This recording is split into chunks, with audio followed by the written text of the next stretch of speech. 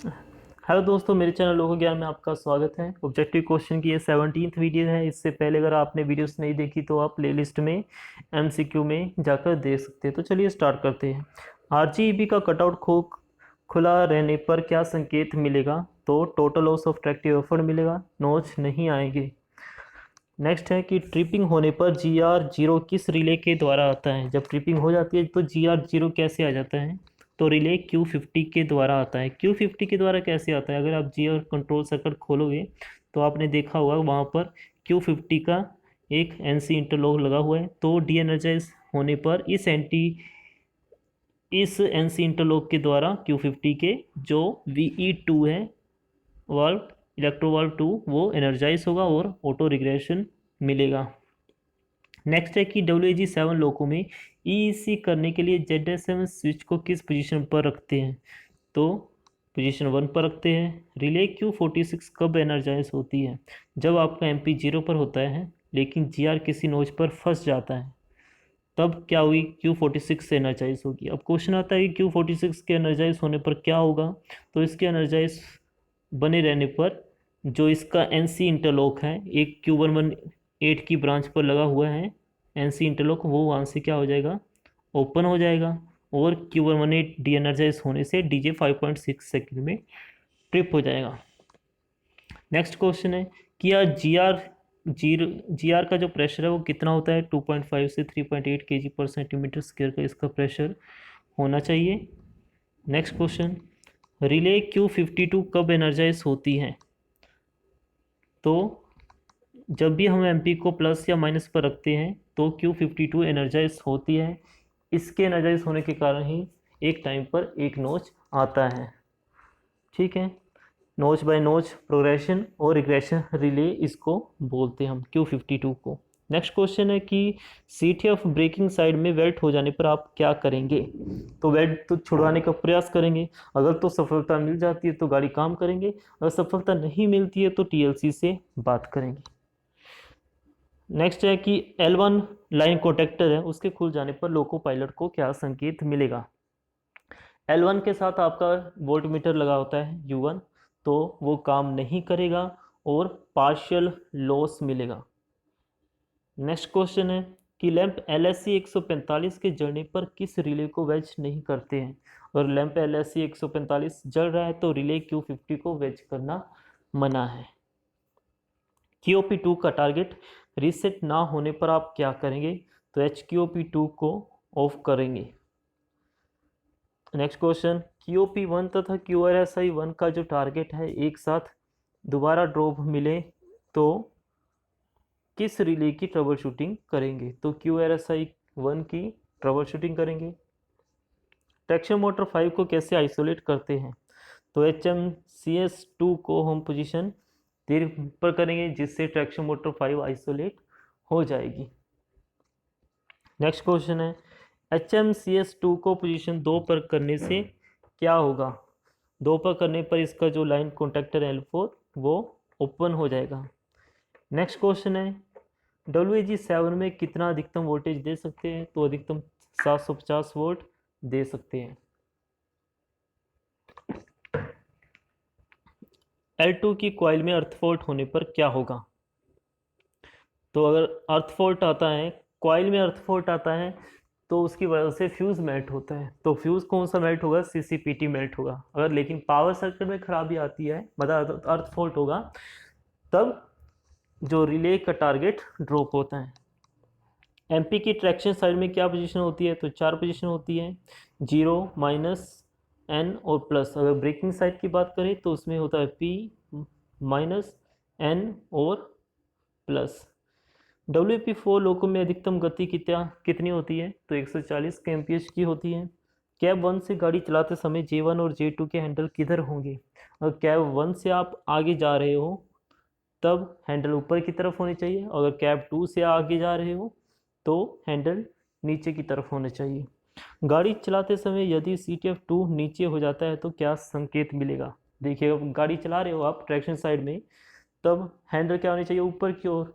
लेकिन अगर किसी कारणवश जो CTF की जो हैंडल है वो नीचे की तरफ चले जाते हैं, तब उस केस में क्या होगा? LSB जो लैंप है वो जल जाएगी। तो LSB जलकर संकेत देती है कि जो रिले Q50 है वो क्या हो गई है, डी एनर्जाइज हो गई है। नेक्स्ट है WG7 लोको में अधिकतम कितना करंट देते हैं? तो अधिकतम 1300 एम्पियर 2 मिनट तक देते हैं। रिले QD2 किस किस ट्रैक्शन मोटर के साथ लगी है? तो QD2 4 और 5 के साथ लगी है। अगर 1 की बात करें, QD1 की बात करें तो वो 2 और 3 के साथ लगी है। नेक्स्ट क्वेश्चन, MPG के पोजीशन के अनुसार रिवर्सल J1 और J2 के सेट होने का जो संकेत है वो लोको पायलट को किस पायलट लैंप से मिलता है? तो रिवर्सर सही पोजीशन पर सेट हो गया तो उसका संकेत हमको मिलता है LSB। LSB जलकर बुझकर संकेत देती है कि रिवर्सर सही पोजीशन पर सेट हो गए। तो रिवर्सर जब सेट हो जाते हैं तो Q50 क्या हो जाती है, एनर्जाइज होगी, तो LSB बुझ जाएगी। लोको ग्राउंड करते समय BB बॉक्स में कौन सी चाबी या कौन सी की लगाते हैं? तो ZPT की को निकालकर BB बॉक्स में हम 4 से 7 बजे की पोजीशन में लगाते हैं।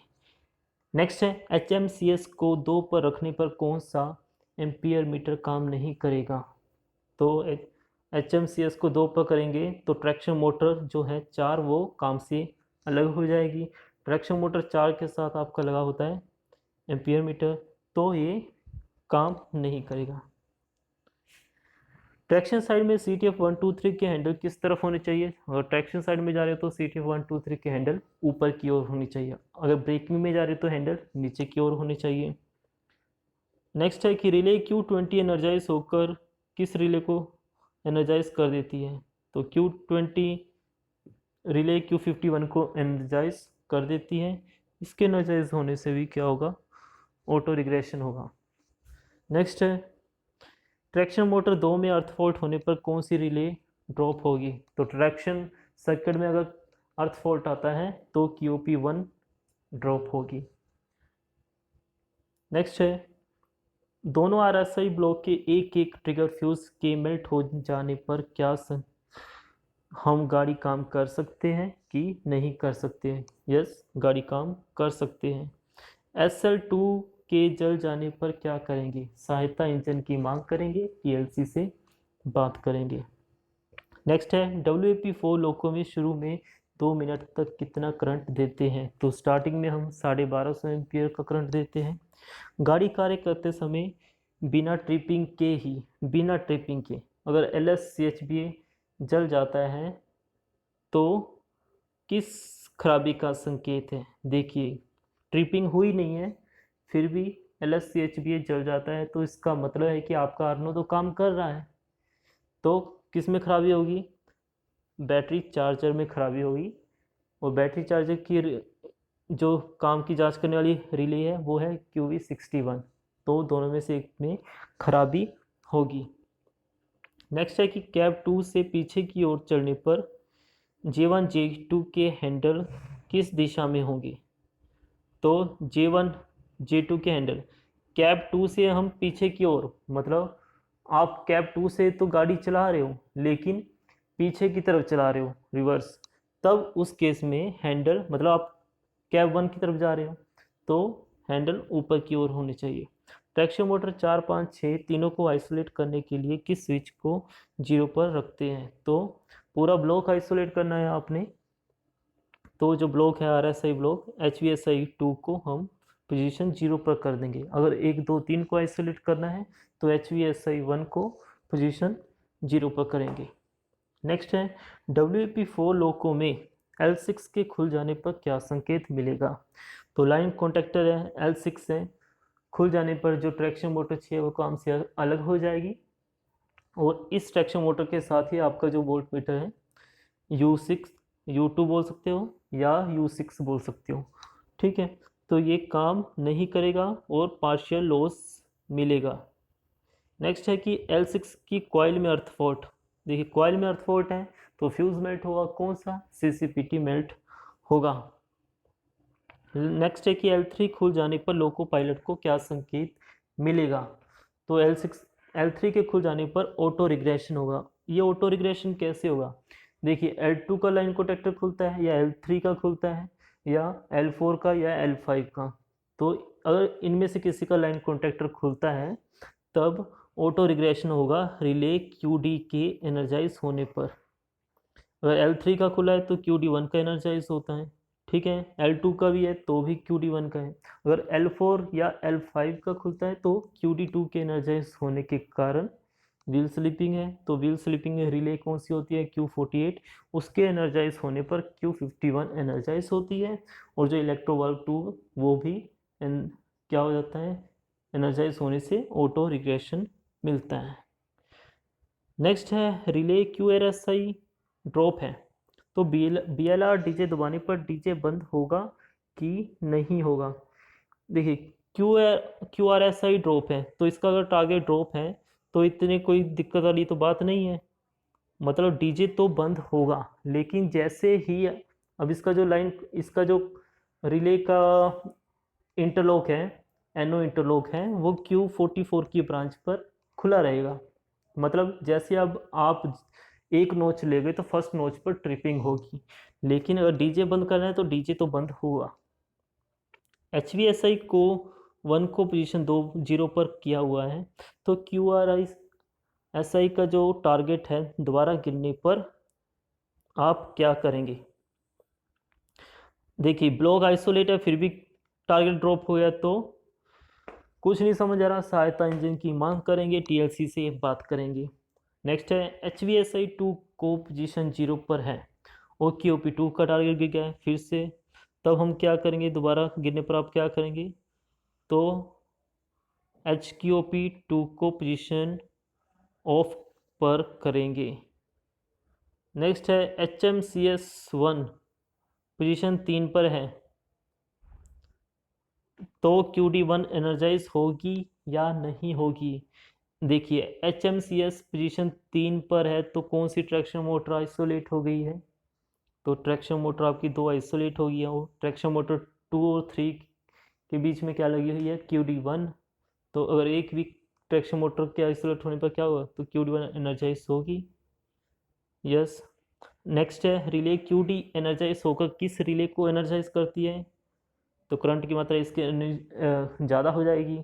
तो 160 एम्पियर से ज़्यादा होने पर व्हील स्लिपिंग होगी और Q48 व्हील स्लिपिंग जो रिले है वो एनर्जाइज हो जाती है। EP कटआउट कोक बंद होने पर लाइन कॉन्टैक्टर बंद होंगे या नहीं होंगे।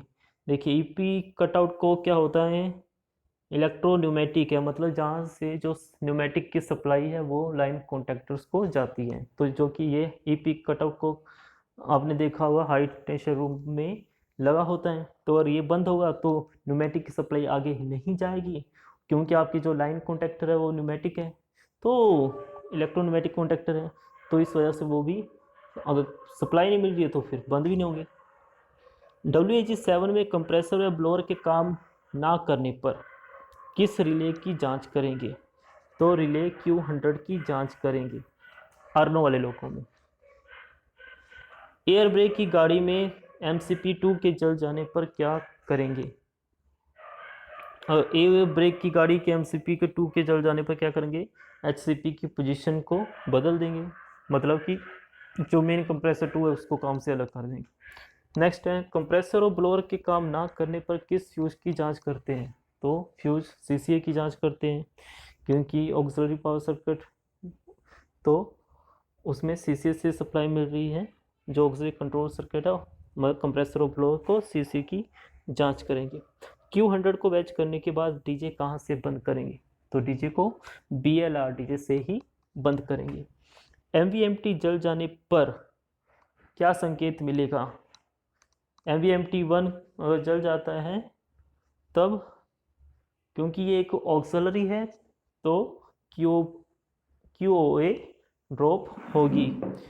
नेक्स्ट है कि BLCP ऑन करने पर कंप्रेसर ना चले तो आप क्या करेंगे, कंप्रेसर नहीं चल रहे BLCP को ऑन करने से तो कोशिश करेंगे BLCPD से चलाने की, डायरेक्ट चलाने की कोशिश करेंगे।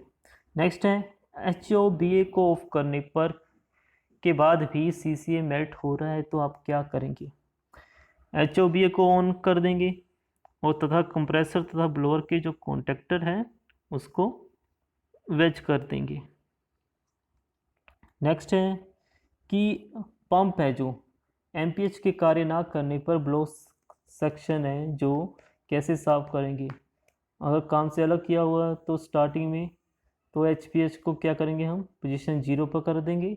स्टार्टिंग में 600 एम्पियर देंगे, लगातार 400 एम्पियर करंट देकर ब्लो सेक्शन साफ करेंगे।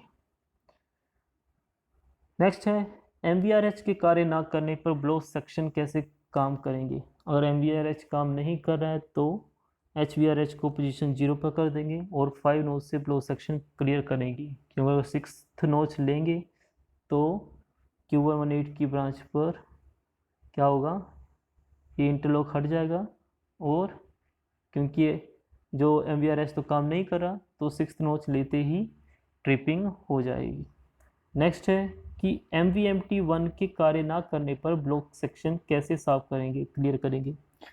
तो HVMT1 और HVSI को पोजीशन 0 पर करके एक ब्लॉक सेक्शन साफ करेंगे। नेक्स्ट है MVMT2 के कार्य ना करने पर ब्लॉक सेक्शन कैसे क्लियर करेंगे। तो HVMT2 और HVSI को पोजीशन 0 पर कर देंगे, मतलब एक ब्लॉक पूरा आइसोलेट हो गया है और एक ब्लॉक से ब्लॉक सेक्शन को क्लियर करेंगे। MVSI1 के कार्य ना करने पर ब्लॉक सेक्शन कैसे साफ करते हैं। तो ब्लॉक सेक्शन कैसे क्लियर करेंगे, HVSI को पोजीशन 0 पर करके एक ब्लॉक से ब्लॉक सेक्शन साफ करेंगे। नेक्स्ट है कि MVSI2 के कार्य ना करने पर क्या करेंगे। तो HVSI को पोजीशन 0 पर करके एक ब्लॉक से ब्लॉक सेक्शन क्लियर करेंगे। नेक्स्ट है MVSL1 के कार्य ना करने पर क्या करेंगे, ब्लॉक सेक्शन कैसे क्लियर करेंगे। तो जो HVSL1 और HVSI1 इनको पोजीशन 0 पर कर देंगे, एक ब्लॉक से ब्लॉक सेक्शन क्लियर करेंगे। नेक्स्ट भी सेम ही है। नेक्स्ट, एयर ब्रेक की गाड़ी में एमसीपी के जल जाने पर क्या करेंगे। तो इसकी कॉइल जल गई है तब क्या करेंगे, 2 और 3 पर कर देंगे, मतलब कि जो आपका मेन कंप्रेसर है एक वो काम से अलग हो गया है। एयर ब्रेक की गाड़ी में MCP3 के जल जाने पर क्या करेंगे। तब हम HCP को पोजीशन 1 और 2 पर कर देंगे। रिले Q30 की कॉइल में अर्थ फॉल्ट होने पर क्या होगा। Q30 किसकी रिले है, ऑक्सिलरी पावर सर्किट की रिले है। तब जो QOA है उसका जो टारगेट है वो ड्रॉप होगा। दोनों MVMT1 दोनों MVMT जो ट्रैक्शन मोटर ब्लोअर है वो जल गए हैं, तो ब्लॉक सेक्शन को कैसे क्लियर करेंगे। तब हम क्या करेंगे, दोनों ही काम करें तो HVRH को हम 0 पर कर देंगे। इसको 0 पर किया है तो 5 नोच से ब्लॉक सेक्शन क्लियर करेंगे। कैब हीटर में अर्थ फॉल्ट होने पर क्या होगा। तो कैब हीटर भी क्या है, ऑक्सिलरी है, तो QOA का जो टारगेट है वो ड्रॉप होगा। नेक्स्ट है, यदि मार्कर लाइट ना जले तो किस फ्यूज़ की जांच करनी चाहिए। तो मार्कर लाइट का एक फ्यूज़ होता है CCLF, इसकी जांच करनी चाहिए। कैब फैन के काम ना करने पर किस फ्यूज़ की जांच करेंगे। कैब फैन तो CCVT फ्यूज़ की जांच करेंगे। नेक्स्ट है कि L3 के इलेक्ट्रोवाल्व से हैवी एयर लीकेज होने पर आप क्या कर देंगे। तब हम इसको काम से अलग कर देंगे, मतलब कि हमको HMCS1 को क्या करना है, पोजीशन 0 पर कर देंगे। नेक्स्ट है कि 20 नोच पर 20 नोच पर CCPT मेल्ट हो जाता है, तब GR आपका 0 पर आएगा कि नहीं आएगा। तो अगर 20 नोच पर आपका CCPT मेल्ट हो गया है तो GR आपका 0 पर नहीं आएगा। नेक्स्ट क्वेश्चन है कि पेंटोग्राफ अथवा रूफ बार में अर्थ फॉल्ट होने पर क्या होगा, QLM ड्रॉप हो जाएगी। DJ खुल जाने पर रिले Q100 की पोजीशन क्या होगी। तब रिले Q100 डीएनर्जाइज हो जाएगी। रिले Q100 की डीएनर्जाइज होने पर किस फ्यूज़ की जांच करते हैं। तो रिले Q100 को जो सप्लाई है वो CCA फ्यूज़ से मिल रही है तो इसकी जांच करेंगे। अगर Q50 को वेज किया गया है तो चलती गाड़ी में ट्रिपिंग होने पर GR 0 पर आएगा कि नहीं आएगा। Q50 को वेज किया हुआ है तो Q50 तो डी एनर्जाइज होने से रही, तब GR आपका 0 पर नहीं आएगा। RGEB के ऑपरेट होकर किस रिले को डी एनर्जाइज करती है? जो RGEB ऑपरेट हो जाती है तो ये QRS को डी एनर्जाइज कर देती है, जिसकी वजह से Q51 एनर्जाइज होती है, ऑटो रिग्रेशन होता है। यदि बैटरी वोल्टेज 0 दिखाता है तो पायलट लैंप, और पायलट लैंप भी नहीं चलता है, तो किस फ्यूज़ की जांच करेंगे? तो एडिशनल CCBA फ्यूज़ की जांच करेंगे। नेक्स्ट है QOA का जो टारगेट है वो परमानेंट गिरने पर आप क्या करेंगे? तो HQOA की जो पोजीशन है वो 0 पर करके ब्लो सेक्शन क्लियर करेंगे। नेक्स्ट है CCA के मेल्ट होने पर कितनी ऑक्सिलरी काम करेगी? कितनी ऑक्सिलरी काम करती है? देखिए, जो कॉन्टेक्टर वाली ऑक्सिलरी है वो तो काम नहीं करेगी, तो कौन सी करेगी? बिना कॉन्टेक्टर वाली, तो 5 ऑक्सिलरी जो है वो काम करती रहेगी। कॉन्टेक्टर वाली ऑक्सिलरीज के ना चलने पर किस रिले की जांच करनी चाहिए? तो रिले Q100 की जांच करनी चाहिए, क्योंकि आरनो वाले लोगों में आपने देखा होगा कि रिले Q100 का जो इंटरलॉक लगा हुआ है, एक NO इंटरलॉक, वो कंप्रेसर और ब्लोअर की ब्रांच पर लगा हुआ है। ऑक्सिलरी कंट्रोल सर्किट आप खोल के देखना।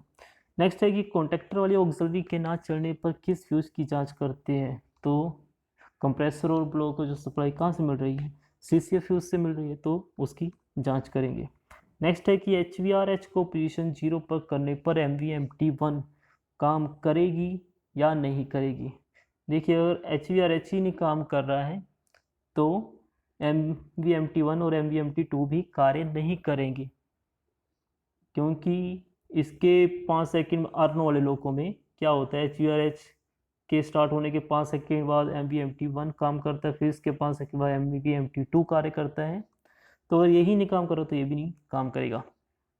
हम आरनो वाले लोगों की बात कर रहे हैं। STC में तो तीनों को सप्लाई मिलती है। नेक्स्ट है, यदि BLVMT स्विच खराब हो तो किस प्रकार ब्लोअर चलाएंगे? तो ठीक है, कोई बात नहीं है, हम MPG को फॉरवर्ड या रिवर्स पर कर देंगे। जैसे एक नोच लेंगे तो ब्लोअर काम करना स्टार्ट कर देंगे। किसी रोटेटिंग स्विच की पोजीशन बदलने से पहले सावधानी क्या है कि DJ ओपन होना चाहिए। ठीक है, तो नेक्स्ट वीडियो में हम आगे के क्वेश्चंस करेंगे। वीडियो अच्छा लगा हो तो लाइक कीजिए, शेयर कीजिए और चैनल को सब्सक्राइब कीजिए। Thank you, all the best for exam.